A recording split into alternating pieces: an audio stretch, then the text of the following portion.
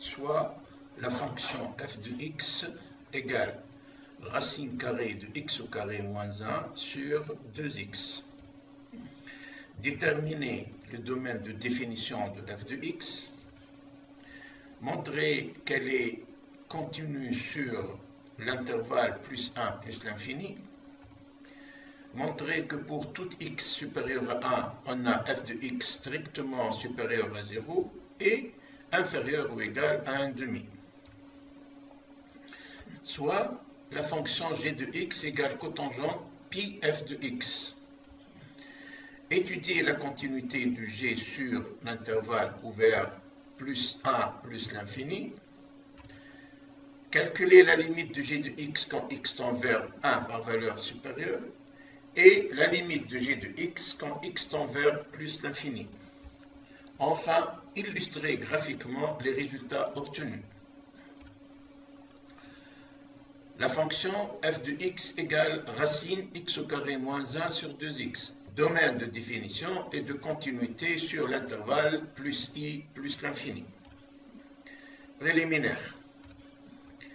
Le numérateur de f de x est une fonction racine. Donc, l'entité sous la racine doit être nulle ou positive, c'est-à-dire x au carré moins 1 doit être supérieur ou égal à 0. Les racines de x au carré moins 1 sont plus ou moins 1. L'entité x au carré moins 1 est un polynôme de degré 2. Donc, il prend le signe de son coefficient a à l'extérieur de ses racines et le signe contraire de celui du a à l'intérieur de ses racines. Le dénominateur de f de x doit être différent de 0, c'est-à-dire 2x différent de 0, c'est-à-dire x différent de 0. Tableau de signes et conclusion. Notre tableau, x avec les valeurs spécifiques, c'est-à-dire les moins 1 plus 1 qui sont les racines de x au carré moins 1, et la valeur 0 qui annule le dénominateur 2x.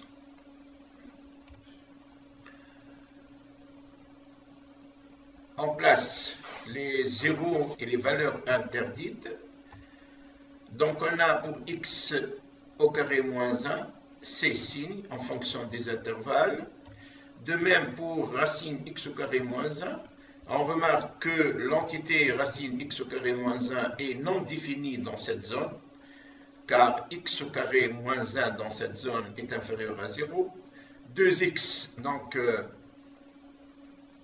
négatif pour toutes les valeurs inférieures à 0 et positif pour toutes les valeurs supérieures à 0. Enfin, la fonction f de x, elle aussi, elle est indéfinie dans cet intervalle-là, et elle est négative pour tout x inférieur à moins 1, et positive pour tout x supérieur à plus 1. D'où le domaine de définition de f de x est moins l'infini moins 1, union plus 1 plus l'infini. Et du fait que toutes ces entités, c'est-à-dire les entités de f de x, c'est-à-dire x au carré moins 1, racine x au carré moins 1 et 1 sur 2x, sont continues sur l'intervalle i plus 1 plus l'infini. Alors, elle est aussi continue sur cet intervalle plus 1 plus l'infini. Montrer que pour tout x supérieur à 1, f de x est strictement supérieur à 0 et inférieur ou égal à 1,5. Si x supérieur à 1, donc 2 fois x, c'est-à-dire 2 fois 1 ou plus, est supérieur à 0. Et racine de x au carré moins 1 est aussi supérieur à 0. D'où f de x est automatiquement supérieur à 0. Pour f de x inférieur ou égal à 1,5, cela veut dire que f de x moins 1,5 est inférieur ou égal à 0. Ou encore, racine de x au carré moins 1 sur 2x moins 1,5 est inférieur ou égal à 0. Donc, racine de x au carré moins 1 sur 2x moins 1,5, on va multiplier le 1,5 par x sur x, ce qui va nous donner cette forme-là, en multipliant et le numérateur et le dénominateur de ce quotient par l'expression conjuguée du numérateur, on obtient racine de x au carré moins 1 moins x, facteur de racine de x au carré moins 1 plus x sur 2x racine de x au carré moins 1 plus x. En développant, on obtient cette forme-là. En simplifiant, on obtient alors ceci. En enlevant cette parenthèse, la forme devient celle-là. On enlève les x au carré.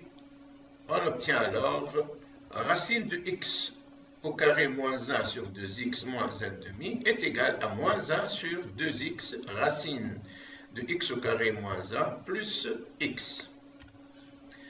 On voit que si x est supérieur à 1, 2x bien sûr est supérieur à 0, et racine de x au carré moins 1 plus x supérieur à 0 aussi. D'où moins 1 sur 2x, facteur de racine carrée, racine de x au carré moins 1 plus x est inférieur à 0. Alors, racine de x au carré moins 1 sur 2x moins 1 demi est inférieur à 0 aussi. D'où racine carrée de x au carré moins 1 sur 2x est inférieur ou égal à 1 demi. Donc, pour tout x supérieur à 1, on a bien f de x strictement supérieur à 0 et inférieur ou égal à 1 demi. Illustration graphique. Nous avons représenté ici f de x. On voit bien que pour toutes les valeurs de x supérieures à 1, f de x est supérieur à 0 et inférieur ou égal à 1 demi. La fonction g de x égale cotangente pi f de x. On va étudier la continuité du g sur l'intervalle ouvert côté plus a et plus l'infini. Analyse. La fonction cotangente x est contenue sur R privé des valeurs k pi avec k appartenant à z. Ou autrement dit, la cotangente de x est contenue sur tous les intervalles du type k pi, k plus 1 pi avec k appartenant à z. Ce que nous voyons ici sur ce graphique. Donc pour k égale à 0, l'intervalle est 0 pi. Pour k égale à 1, c'est pi plus 2 pi. Si k égale moins 1, notre intervalle c'est 0 moins pi. F de x, on l'a vu, est contenu sur l'intervalle 1 plus l'infini. Pi f de x appartient à R privé des valeurs k pi, avec, comme on l'avait dit, k appartenant à z. Nous avons montré que f de x est strictement supérieur à 0 et inférieur ou égal à 1 demi, ce qui permet d'écrire en multipliant les trois termes de cette inéquation par pi que 0 est inférieur à pi f de x inférieur à pi demi. D'où, quel que soit x appartenant à l'intervalle 1 plus l'infini, on a pi f de x différent de k pi. Donc, on en déduit que g est contenu sur 1 plus l'infini. Calcul des limites de g de x quand x tend vers 1 par valeur supérieure et quand x tend vers plus l'infini. Calculons maintenant la limite de g de x quand x tend vers 1 par valeur supérieure. On remarque que limite de f de x quand x tend vers 1 par valeur supérieure est 0 par valeur supérieure. Aussi, limite de cosinus pi f x quand x tend vers 0 par valeur supérieure est égale à 1. Et limite du sinus pi f de x quand x tend vers 0 par valeur supérieure est égale à 0 par valeur supérieure. Or, et comme cotangente est égale à cosinus sur sinus, alors la limite de cotangente est la limite de cosinus sur la limite de sinus. Donc, limite de cotangente pi f de x quand x tend vers 0 par valeur supérieure est égale à la limite de cosinus pi f de x quand x tend vers 0 par valeur supérieure sur limite de sinus pi f de x quand x tend vers 0 par valeur supérieure, qui est égale à 1 sur 0 par valeur supérieure, donc est égale à plus l'infini. D'où limite du g de x quand x tend vers 1 par valeur supérieure est égale à plus l'infini. Calculons maintenant la limite de g de x quand x tend vers plus l'infini. Commençons par le calcul de la limite de f de x quand x tend vers plus l'infini.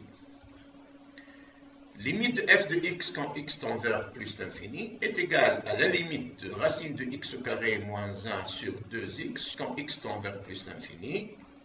Donc, quand x tend vers plus l'infini, racine de x au carré moins 1 tend vers l'infini et 2x tend vers l'infini. D'où cette limite est égale à plus l'infini sur plus l'infini. C'est une forme indéterminée. La limite de racine de x au carré moins 1 sur 2x quand x tend vers plus l'infini, en mettant x en facteur, est égale à la limite de x facteur 1 moins, entre parenthèses, 1 sur x au carré, le tout sur 2x.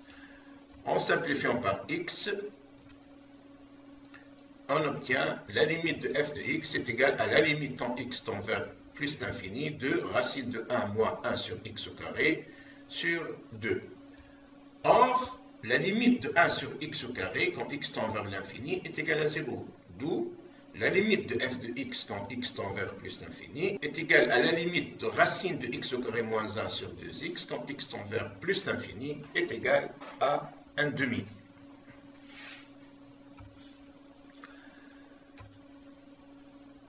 Donc, quand x tend vers plus l'infini, donc on vient de voir que f de x tend vers 1 demi, d'où pi f de x tend vers pi sur 2. Donc, limite de la cotangente de pi f de x quand x tend vers plus l'infini est égale à 0. D'où limite de g de x quand x tend vers plus l'infini est égale à 0. Illustration graphique.